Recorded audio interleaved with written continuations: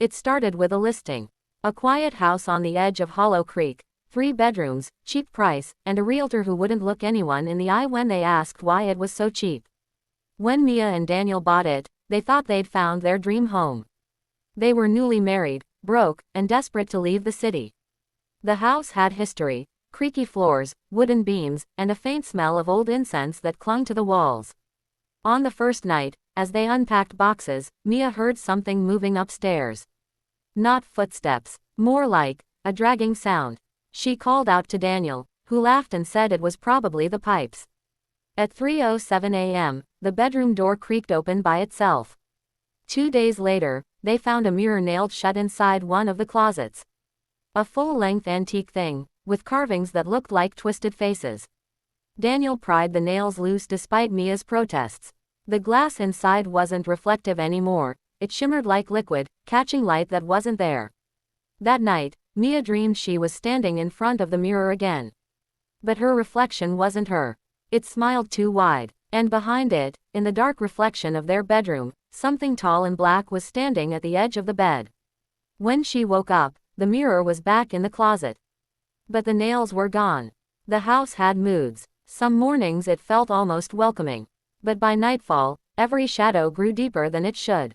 The walls began to whisper. Sometimes just a word, leave. Other times, laughter, low and rasping.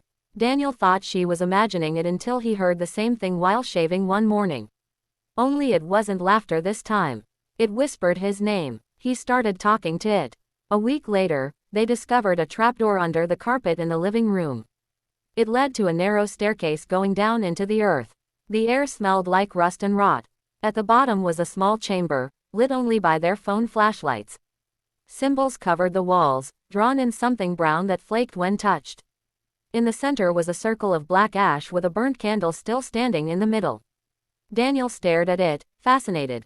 Mia wanted to leave, but he said, "It's just an old ritual room.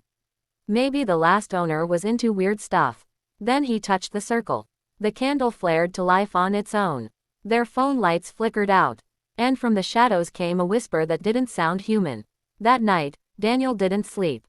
Mia woke to find him sitting upright, staring at the wall. "Dan," she whispered. He turned slowly. His eyes were open, but his pupils were blown wide, as if he couldn't see her. "She wants out," he said. "She's been waiting." When she tried to shake him, he screamed, not in fear, but in rage. His voice wasn't his own anymore.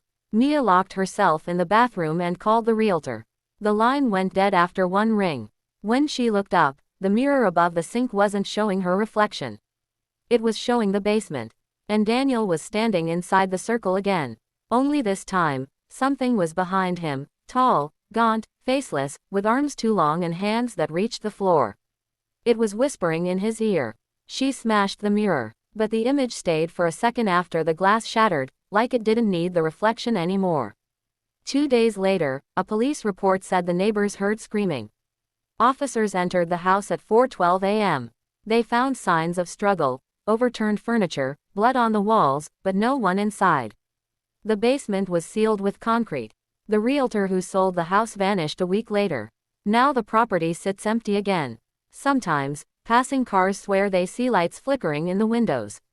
Sometimes, they hear a woman screaming. And if you stand by the creek on a foggy night, you might hear a man whisper your name. The house was never supposed to be sold again. It was sealed for a reason. The thing in the mirror doesn't haunt the house, it haunts whoever looks long enough to see it move. If you're reading this, don't look into any mirrors tonight. The cursed mirror is the heart of the haunting in the story. Hidden away and nailed shut inside a closet, it was meant to stay sealed, almost as if someone had tried to contain something within it. When Daniel pries it open, he unknowingly breaks that barrier. The mirror isn't just an object, it behaves like a living doorway, showing reflections that don't match reality. It traps and distorts what it reflects, revealing things that shouldn't exist, like twisted versions of people and figures lurking in the background. For Mia, the mirror becomes a warning, showing her glimpses of the entity's presence before it fully crosses into their world. The act of uncovering it invites the demon back into the house, binding it once again to whoever dares to look into its surface. The mirror in the story represents the first true link between the human world and the supernatural force haunting the house. Hidden away and nailed shut, it was never meant to be seen or touched again. When Daniel removes the nails, he unknowingly releases the entity trapped within. The mirror begins to act strangely, reflecting light that isn't there and showing images that defy reality. It becomes clear that it isn't just glass, it's a passage, a boundary between the living and the dead. Through it, the spirit reaches out, showing Mia visions of things that haven't happened yet and watching them from the other side. What seems like an ordinary object is actually the demon's prison, and once disturbed, it starts to influence everything in the house.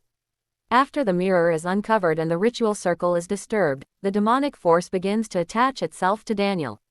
At first, it seems like he's only being affected psychologically. He grows restless, distracted, and talks to something that no one else can see. But soon his behavior changes completely. He speaks in a tone that doesn't sound like his own, reacts violently without reason, and claims that the entity is waiting to be freed. The possession isn't instant. It creeps in slowly, taking control of his mind before his body. Mia tries to help him, but the house isolates her, twisting every attempt to reach him. Eventually, the demon fully controls Daniel, using his body as a vessel to act in the physical world. This transformation shows that the haunting is not confined to the house or the objects inside it. The true danger lies in how the curse consumes the people who come too close. The mirror serves as the first connection between the living world and the dark presence trapped inside the house. It was hidden and nailed shut, suggesting that someone long ago tried to seal away whatever was inside it. When Daniel removes the nails, he unknowingly breaks that seal and releases the entity.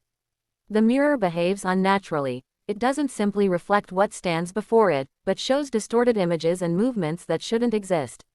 It reveals things lurking in the background, hinting that another reality lies beyond its surface. For Mia, it becomes both a warning and a threat, reflecting scenes that predict the horrors to come. What once was a protective barrier turns into a gateway, allowing the demon to reach into their world and begin its haunting.